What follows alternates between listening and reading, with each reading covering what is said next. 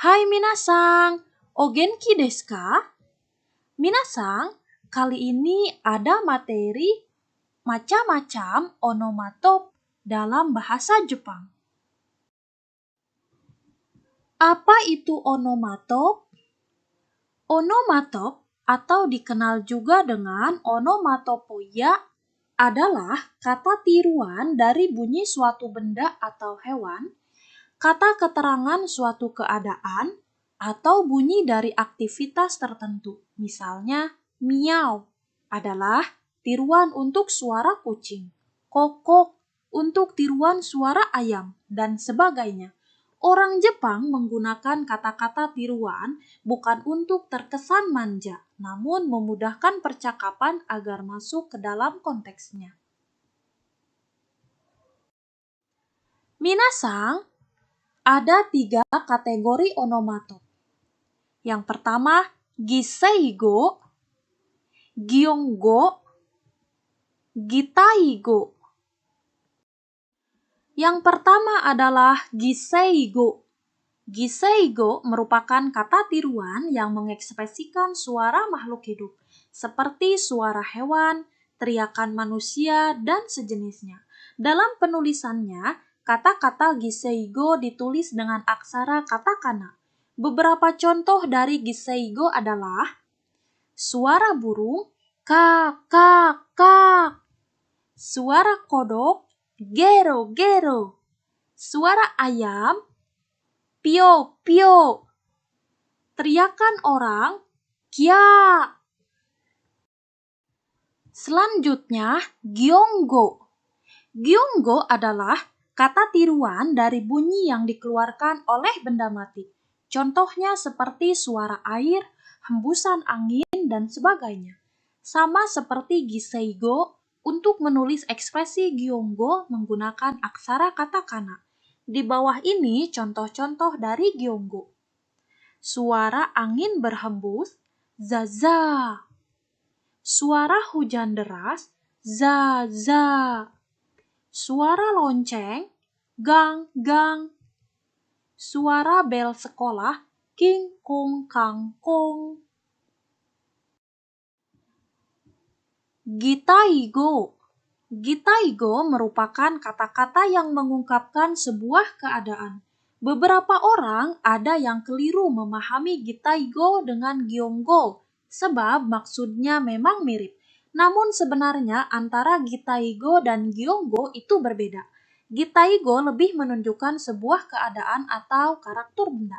Selain itu, penulisannya pun menggunakan aksara hiragana. Perhatikan contohnya di bawah ini ya. Contoh gitaigo adalah sesuatu bergerak secara berkala. Kaci-kaci. Kondisi compang-camping, boro-boro.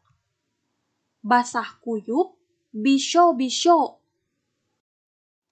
Selanjutnya adalah gyougo. Gyougo sebenarnya bagian dari gitaigo. Kata tiruan ini mengekspresikan keadaan tingkah laku makhluk hidup atau bisa juga untuk menggambarkan aktivitas manusia. Contohnya adalah menepuk bahu, pung. Senyum miris, nia, nia. Selanjutnya, gijougo. Gijougo juga bagian dari gitaigo. Fungsinya adalah untuk menirukan perasaan manusia atau keadaan psikologi seseorang. Contohnya adalah perasaan berdebar-debar, doki-doki suru. Perasaan gugup, hara-hara. Perasaan stres, ira-ira. Minasang, berikut ada contoh kalimat yang menggunakan kata tiruan untuk sebuah benda. Contoh yang pertama adalah choki-choki o kekebaha ga moto itaku narimasu. Kalau mendengar suara gunting, rasanya semakin linu. Kata choki-choki menggambarkan suara gunting. Contoh yang kedua, kaze de doa ga gata-gata shi hajimeta. Artinya, pintunya bergerak-gerak karena angin. Kata gata-gata menggambarkan suara pintu yang bergerak-gerak. Minasang, selanjutnya suara hewan. Suara hewan paling banyak ditirukan dalam percakapan. Berikut adalah contoh-contoh kalimatnya. Saki no wang wang ette yukoe wa tonari no inu no koe da yo. Suara guk-guk tadi itu suara anjing di sebelah. Kata wang-wang menggambarkan suara anjing menggonggong. Contoh yang kedua, ushi no nakigoe wa mou mou desu. Artinya adalah suara sapinya mo mo. Kata mo mo menggambarkan suara sapi. Minasang, selanjutnya ada suara kondisi atau suasana. Minasang, kita simak contoh kalimat di bawah ini untuk kata tiruan yang menggambarkan sebuah suasana. Contohnya adalah ame ga yoru made za desu. Artinya hujannya deras sekali sampai malam hari. Kata za menggambarkan suasana hujan yang deras. Kemudian ada efek suara orang. Di bawah ini adalah contoh kalimat yang menirukan suara manusia. Gera-gera waraisukite onaka ga itakunatta. Karena tertawa terbahak-bahak, perutku sampai sakit. Kata gera-gera menirukan suara tawa yang terbahak-bahak. Contoh yang kedua, Ryoko-chan ga zutto shiku-shiku naiteru. Artinya, Ryoko menangis terisak-isak terus. Kata shiku-shiku menggambarkan efek suara seseorang yang menangis terseduh-seduh. Selanjutnya ada ekspresi perasaan atau aktivitas. Apabila sulit untuk mengekspresikan perasaan yang sedang dialami atau menunjukkan suatu aktivitas tertentu, bisa menggunakan kata-kata tiruan seperti contoh di bawah ini. Kibunga fua-fua. Perasaanku sedang melayang-layang. Kata fua-fua menggambarkan perasaan yang sedang mengawang-awang. Minasang, apa sih fungsi lain onomatop? Selain kata keterangan, inilah fungsi onomatop, yaitu kata kerja. Apabila diberi imbuhan suru, maka kata tiruan yang diucapkan menjadi sebuah kata kerja.